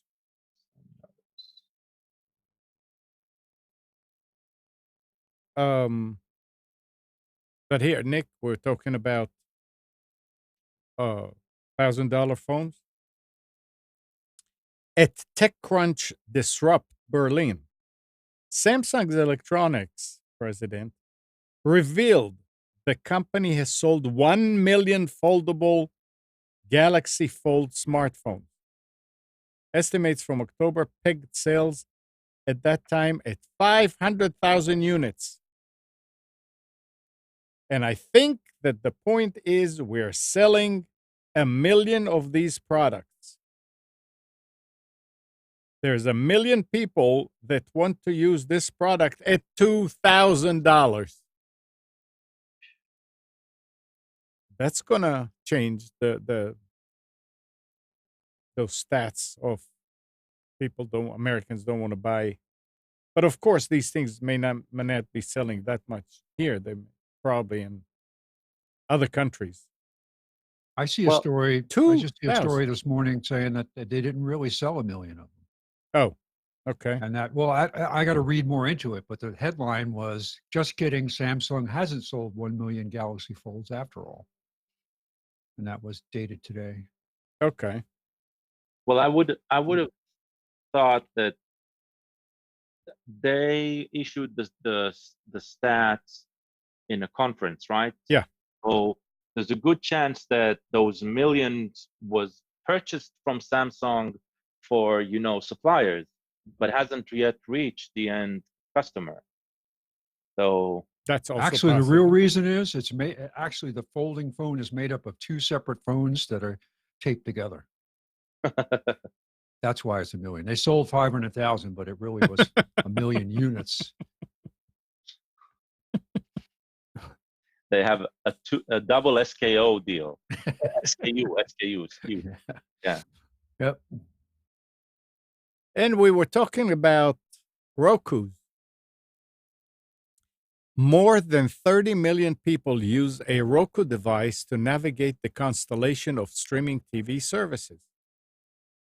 The company's portfolio includes the stick for $49.99, which resembles a USB drive. You said 30 million? The what? You said 30 million? Yeah, more than 30 million people. Isn't that the amount of Raspberry Pi sold? Yeah, good point.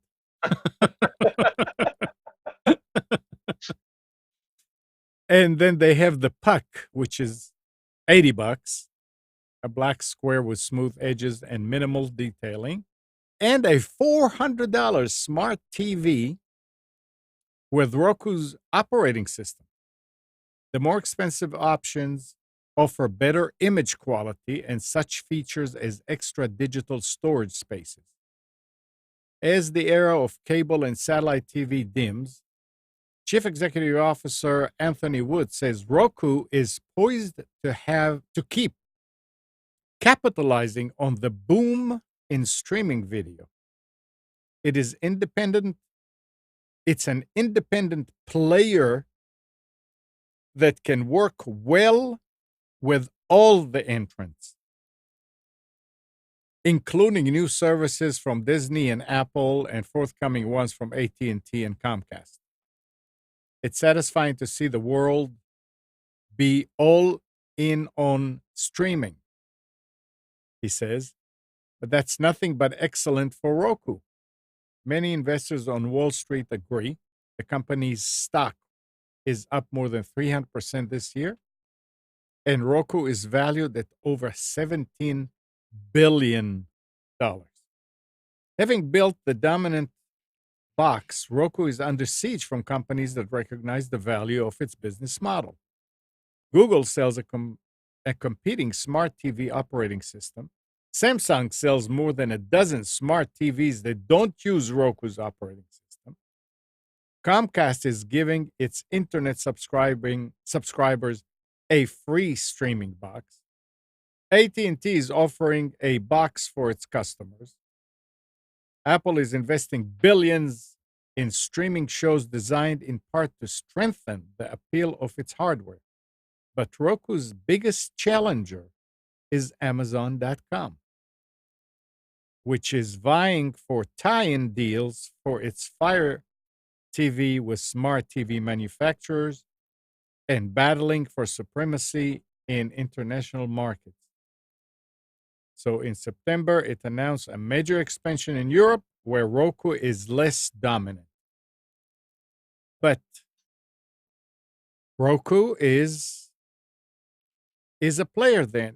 And Nick, I don't know why when I was reading this yesterday, I was thinking that I was mentioning that I can use a Roku on, or people can use Roku on those TVs that we were told, Samsung TVs that no longer have the apps, or what was it, Netflix and something apps. And you said no, not a Roku. Did I hear you wrong? I have no idea what you're talking about. When? Is there anything that somebody would say, I want to use a Roku for that, for streaming, that you would say, no, that's not for that?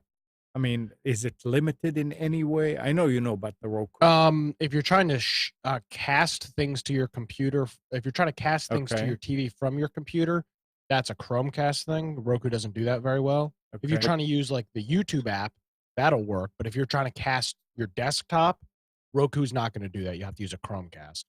But other than that, no, I think the Roku's fantastic. And would the Fire TV stick Fire TV doesn't do casting. I know Brian. Does it? Yeah, it does. It's just hidden in a horrible place, but it does. Okay, interesting. I know. I was chatting with Brian, my co-host on the Infection podcast, and he bought one of the new 4K Fire TVs for. I think he got it on Black Friday, and he said he's been pretty happy with that. I've never really used my Fire TV. I just got one, and I just installed it on the TV in my office, and I haven't really played with it much yet. I really like the Roku, man. I just last night, because I signed up for the Disney Plus, I tried to see if the app was available on my Vizio TV, and it was not available. So I loaded it on Roku, and it works great. Easy to do. I'm going to load the CBS All Access thing. I'm only keeping that for the 7-day trial, just because there's a couple of shows that somehow our DVR stopped recording, and CBS does not allow too many episodes to remain in on demand in Spectrum cable. So in order to watch those episodes, the only way I could do it was to either pay CBS or just sign up for the 7-day trial. And get that all knocked out as quickly as possible. So the screen I'm using is a Roku TV, a sharp one, and it has something called screen mirroring mode. So looks like it does have casting of some sort. The TV's got it built in. It's not a Roku feature, because my Roku 3 doesn't allow me to do that. But my TV does, because it's got a Chromecast built in. I notice more and more, though, my iPhone actually recognizes the standard streaming protocols and automatically says, oh, where do you want to send it to? And it lists the things I can send it to, which is nice without having to configure them. Real quick before we get out of here, I've got a tip of the week. Emma, didn't we used to do like a recommendation of the week or something? Yeah, we had not recommendation. We had the oh shoot, what is it? It's up there. Pick of the week. Pick of the week. Yeah, I've got a pick of the week. Okay. I showed you this the other night. So if you have an Amazon A or a Google Home system, there is a feature that I actually found out through the Google Home that the Amazon device also had. It's called Routines. And if you open up your smart app on your phone or tablet and go to Routines, you can set it's like a macro almost. You make your own command. You say you name the command and name what the device hears, and you can set a number of things to happen. Now, I only have one smart device. I have this little Amazon plug thing, but you could set it to do turn on multiple lights, set reminders, do all these things, and that was something I did not realize that the Amazon device had. And the only reason I found out about it is because my Google Home the other day, when I asked it what the weather was or whatever, it was like, oh, did you know you can set custom routines? So go into your thing, look at routines, and you can do a whole bunch of things. If I look at mine right here, I've got one set. You can set it to set a calendar reminder, interact with any of your smart devices. You can just set it's a script. Are these ITTT? No. Well, anything that interacts with Echo or Amazon, you can do with this routine. But it essentially allows you to say, like, I have one, I set mine up so I have it set to I'm home. Now I only have one light, but it turns the light on. Yeah. So, but if I had 6 lights, I could say I'm home and it will turn all 6 lights on instead of saying living room 1, bedroom, Christmas tree, this, that. It'll do all of them in one command. And I don't know why Amazon's not promoting this. I mean, I've had an Echo. They are. I've never heard them. I've never heard them. Yeah, it came up a long time ago. Then they did the promotion. I'm guessing you got the promotion on the Google because it's probably new there. It is, yeah, which was cool. It works well on Google too.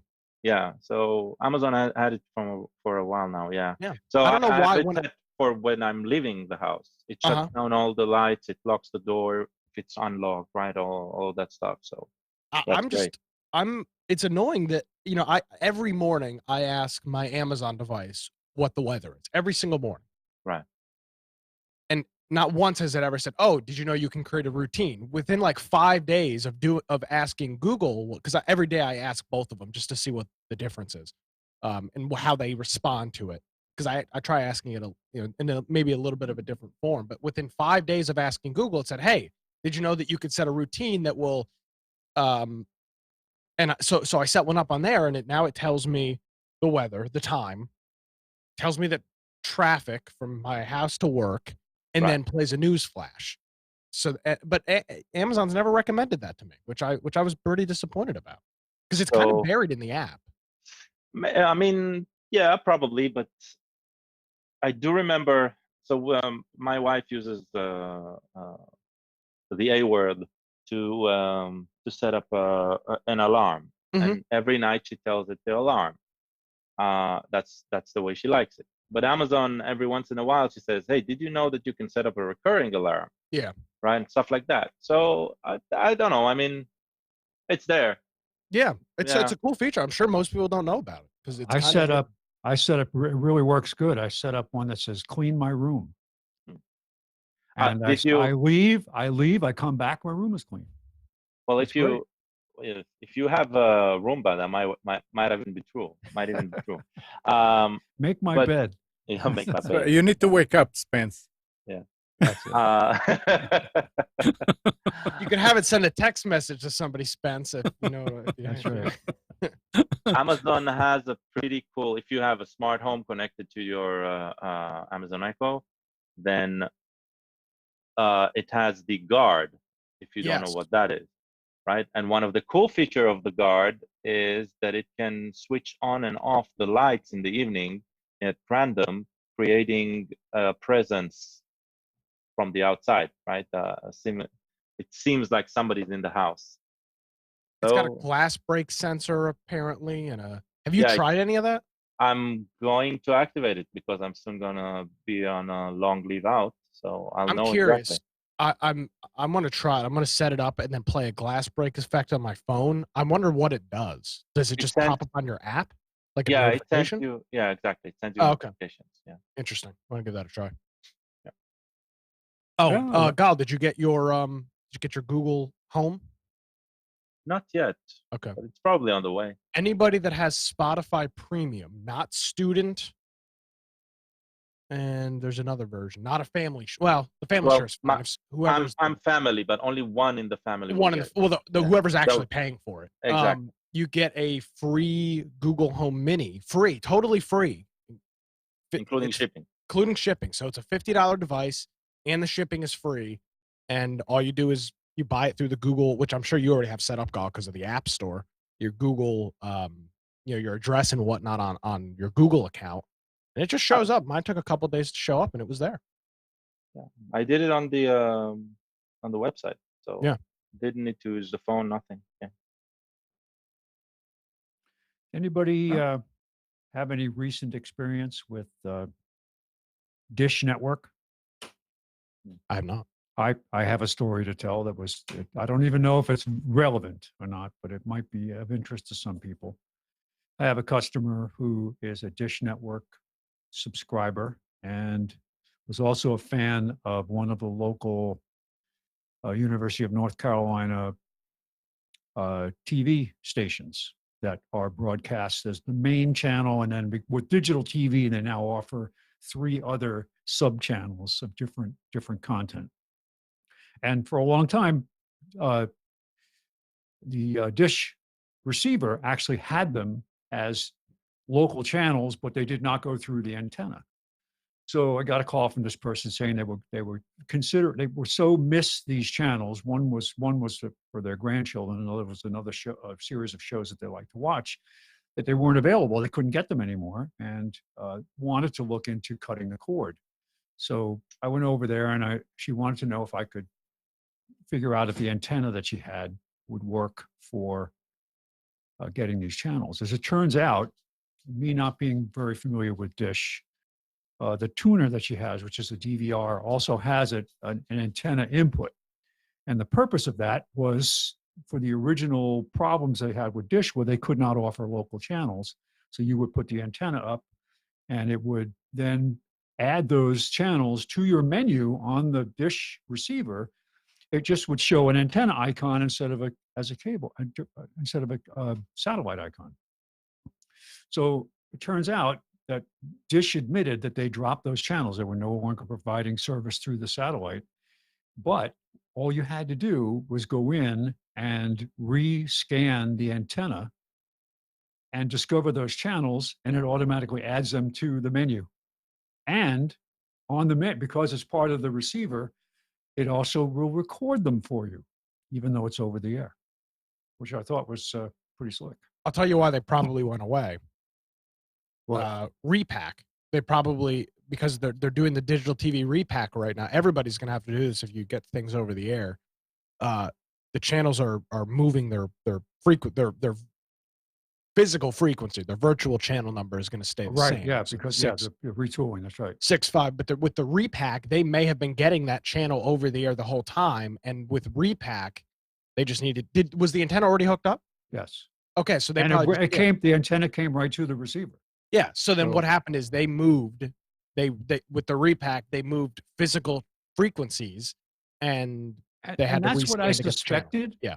But why did they have to, why would the Dish people say that they no longer carry that channel? Because that's what they were telling them. Well, because they're probably that's kind of, even though they're not informed. They're just that's the impression they gave.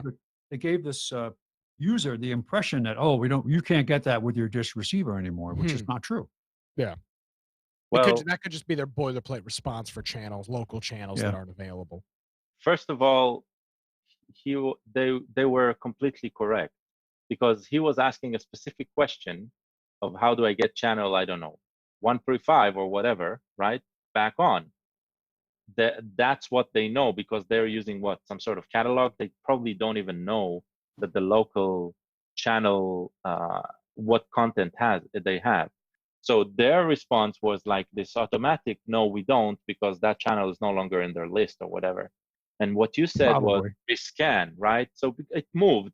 Some other supplier provides this content now, and so they don't even know that matches. Well, the issue this person had was they kept calling Dish. I can't get these channels in. Oh, no, they're on your list. You get them. No, I'm not getting them. No, you do get them.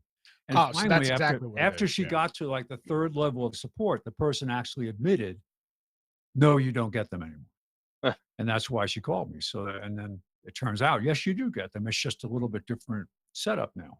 Yep.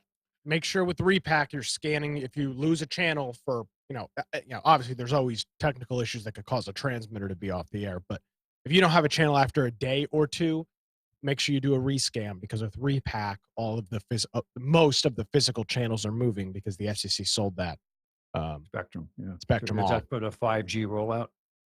I think it is part of 5G. I don't remember that. Yeah. I think it is, but yeah, repacks. I think that was in reaction to some of the weather satellite complaints that they had. Yeah, that 5G overlapped with weather. That whole thing is bullshit. I don't agree with that at all. But to each their own. Yeah, casting worked. Just tried it. Yeah, for some reason mine hasn't always worked. I don't know what the issue is. Yeah, just was hard to find it on my phone, but once I found it, it's there. There you go. It'll work on Android. It won't work on iPhones. That's okay. I actually have an Android-like driver. When I wanted to use my iPhone to cast to Chromecast, I think it's native now, but in the beginning it wasn't there. So I found a third-party app that would cast from my iPhone to Chromecast. It just loaded that in. At any time I have content, I would actually see their special icon available for me to just touch the button and it would go. But now it actually shows up. Chromecast actually shows up in the list of supported devices on iPhone. So. Okay. Anything else? Yes, I just had some very delicious fresh baked date nut bread. Very nice. Can you smell it? We can smell it and almost. Smell-o-vision. It's good. It works pretty well. It's a great stick to, show photos to the family. Okay. All right. Well, I guess that's it for today. Thanks, Gal, Spence, Nick, and everybody that's been listening. Good morning, Kathy, Hannah, Nabil, Mac, Norm, Katie, and Donna, Dina. Thank you for tuning to Computers 2K Now. We hope you enjoyed and maybe learned something from our time together. Remember to practice safe computing. Back up your hard drive and update your virus scanner. We'll be back here next Sunday at 9, but you can always reach us at computers2know.com. See you next week.